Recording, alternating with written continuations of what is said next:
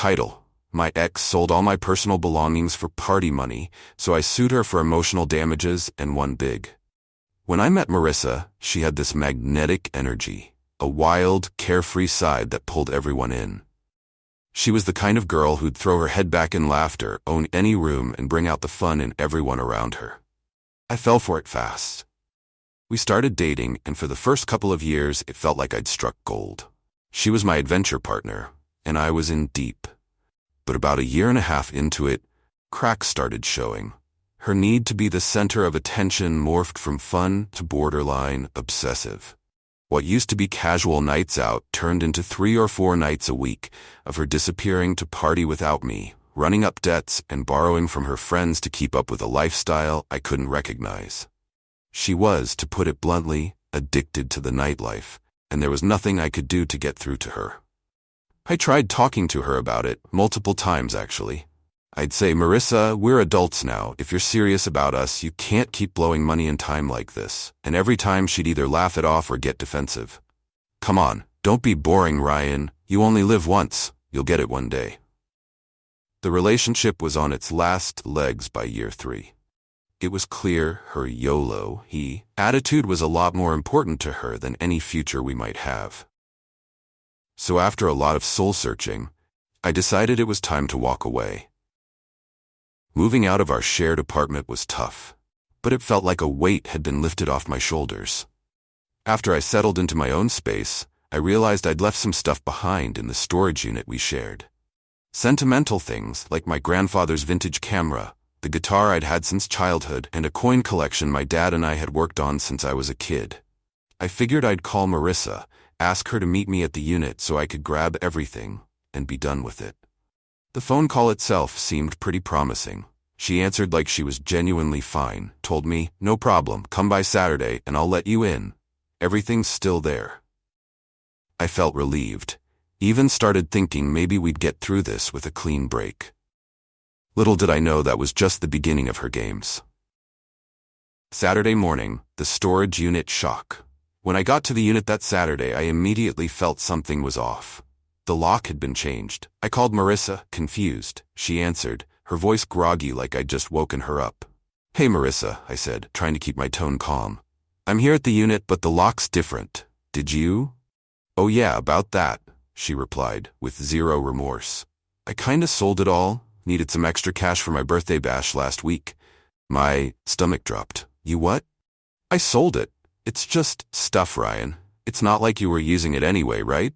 I was stunned. The guitar, the camera, the coin collection, these weren't things you could just replace.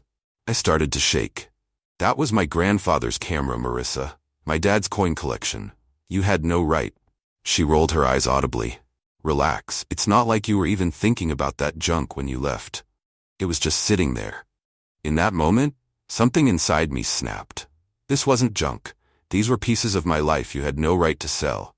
You didn't even bother to ask. She laughed. "Ryan, it's not that deep. Look, you're overreacting. If you're that torn up about it, just move on. It's done. No use crying over spilled milk." The decision to sue. After that, I couldn't think straight. I drove home feeling empty, almost sick. Marissa had crossed every line imaginable, and her dismissive attitude was salt in the wound. I knew I had to take some kind of action, but I had no idea where to start.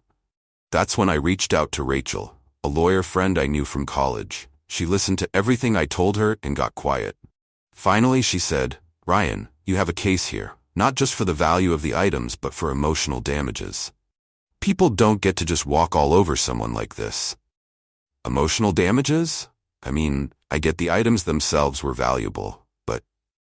Rachel cut me off. "No, listen, those items are tied to important parts of your life. They're irreplaceable." She acted recklessly and with no consideration for what she was taking from you. I say we go for it. Sue her for emotional damages on top of the cost of the items. Make her realize she can't treat people like this. The idea seemed bold, too bold almost, but the more I thought about it, the more I felt she was right.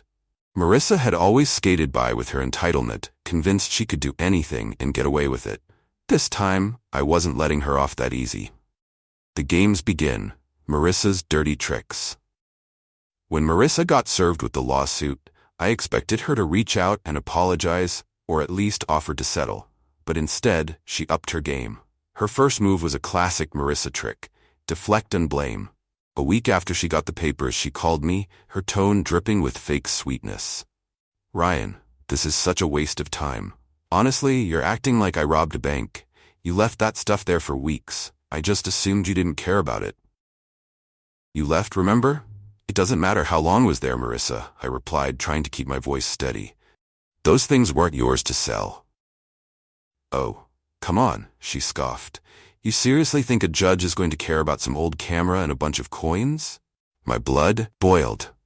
"Yes, Marissa, I do. You had no right to touch those things. You crossed a line, and I'm done letting you act like you're above it all." Her voice turned icy. "Fine, if you want to make this ugly, don't be surprised if I make it ugly too." Trick number 1, the Crazy Ex campaign. True to her word, Marissa didn't just fight back, she launched a full-on smear campaign. She went around to our mutual friends, painting me as the obsessive ex who couldn't let go. She told them I was just bitter, that I was blowing things out of proportion, that I was using this lawsuit as an excuse to stay in her life. I started getting texts from friends, some genuinely concerned, others suspicious. "Hey man, what's going on with you and Marissa? She says you're suing her for some old junk. You okay?" It was exhausting. I'd explain the truth, but Marissa was relentless, even posting vague statuses on social media about toxic exes who can't move on. She made me look like the bad guy, and for a while it felt like everyone believed her. But I refused to let her manipulation get to me. I went back to Rachel, and we added these antics to the case, each rumor, each lie. It all became more evidence that she was remorseless, willing to go to any length to dodge responsibility. Trick number 2. The forgive and forget plea. The day the trial started, Marissa strutted into the courtroom looking like she was heading to a cocktail party. Her face was all smiles, like this was some kind of game. When she took the stand, she went full soap opera. "Ryan, can't we just forgive and forget?" she said, her voice dripping with insincerity. "I never meant to hurt you. This whole thing has just got so out of hand." I could barely stand to look at her. Out of hand? "Marissa, you sold my memories for party money, and you're the one who's been spreading lies about me." She put on a pout, looking at the judge as if she were the victim. "I just thought Ryan would have moved on by now. I mean, we were together, and he left me. This is all just so petty, Your Honor." Rachel leaned over and whispered, "She's trying to play you. Don't let her get in your head." When it was my turn to speak, I did my best to keep it simple. I explained what those items meant to me, how Marissa had sold them without a second thought. I didn't let her get to me, and Rachel made sure to hammer in every detail. Marissa's smear campaign, her dismissive attitude, her complete lack of remorse. By the time we were done, I could tell even Marissa was shaken. Trick number 3. The he should pay my legal fees move. After that first day, Marissa pulled another stunt that was classic her. She had her lawyer send over a proposal suggesting that I should cover her legal fees, because according to her, the lawsuit was an unnecessary waste of time that was all my fault. The sheer entitlement floored me, and Rachel's reaction was priceless. If you like the story, please subscribe my channel.